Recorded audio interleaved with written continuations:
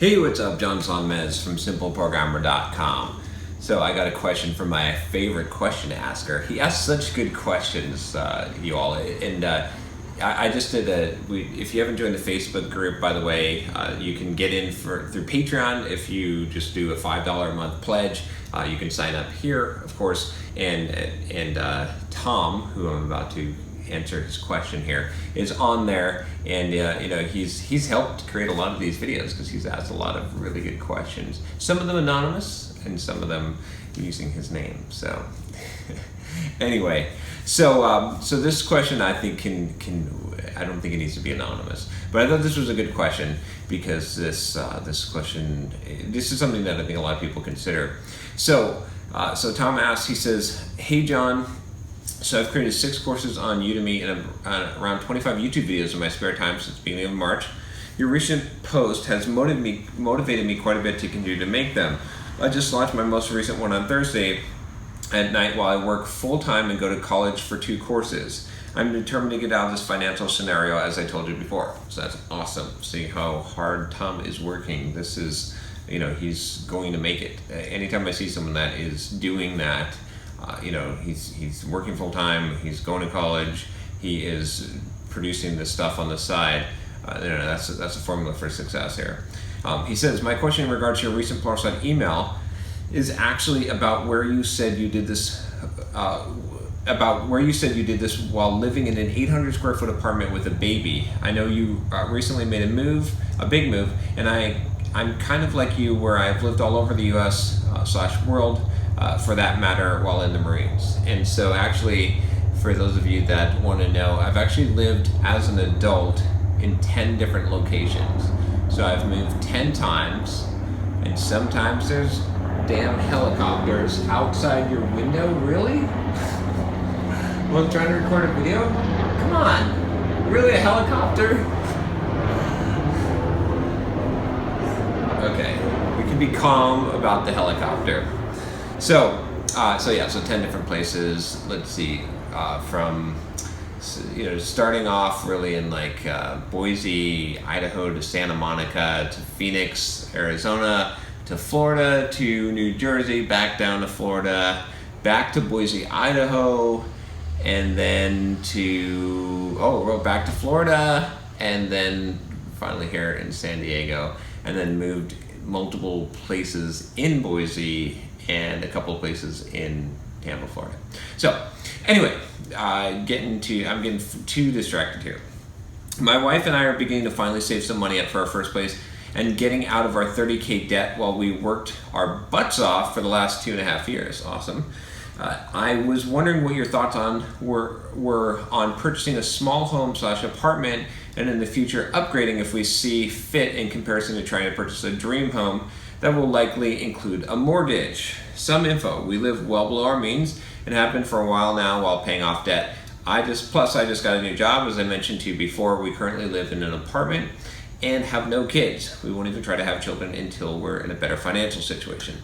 I personally feel like I just want to have a paid off home and money in the bank to invest, but my wife is kind of the other way around, where she's okay with the mortgage as long as we have a nice home.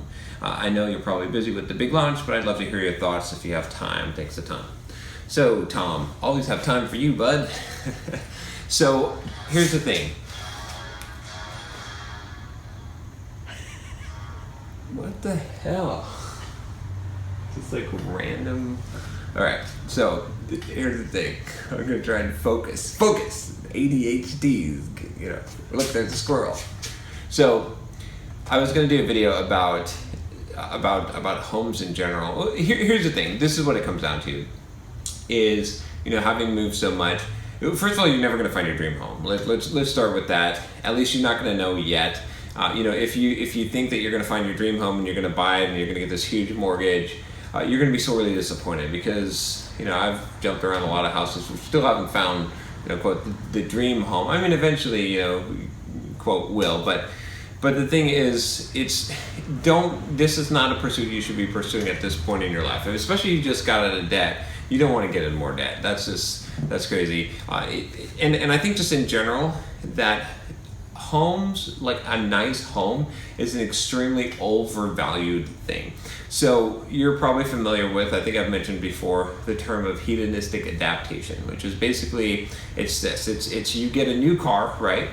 And for the first 3 months, you're like, look at my new car, it's awesome. And then after that, the newness wears off, and that's now your new standard of living, and you don't notice it anymore. It doesn't bring you any excitement or joy.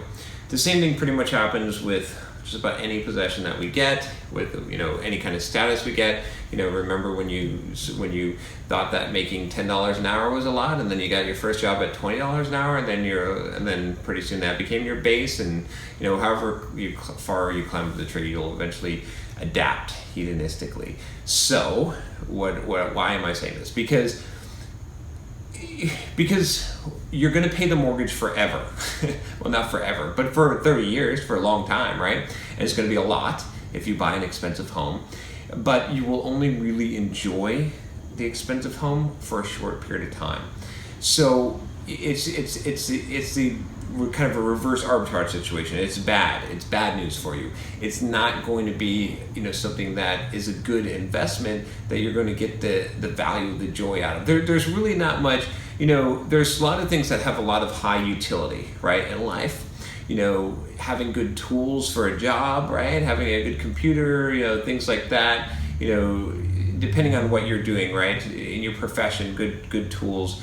And there's a lot of things that have of high utility that you could spend money on. But a house, like for living, is not one.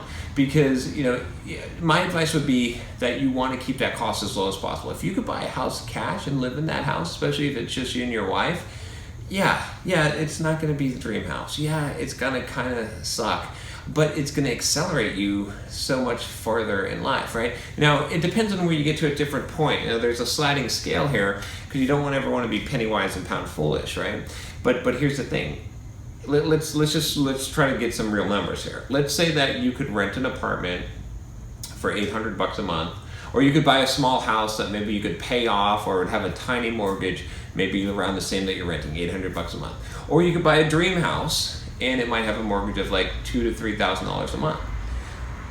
Well, that's money, right? That's like, depending on how much your income is. Now, if your income is like, let's say $50,000 a year, or maybe, $80,000 a year, $2,000 a month difference, or even $1,000 a month, that's huge. That's a lot of money that you could be saving or investing and doing something with. The utility value of that money is extremely high for you, right? So you should be trying to get as small of a place as possible. Now, the difference between an $800 a month payment and a $700 in that exact situation where you're making maybe $50,000 or $80,000 a year, $100 a month, doesn't matter. Doesn't matter. Don't squeeze out. Don't like sacrifice so much. Don't live in a cardboard box on the street in order to save a couple $100, right? Now, if you were making $20,000 a year, right? Let's say that some of you do. Some of you, I know that you're working at department stores because you've emailed me. For you need to get a roommate, right? You need to go rent out a room for $200 a month.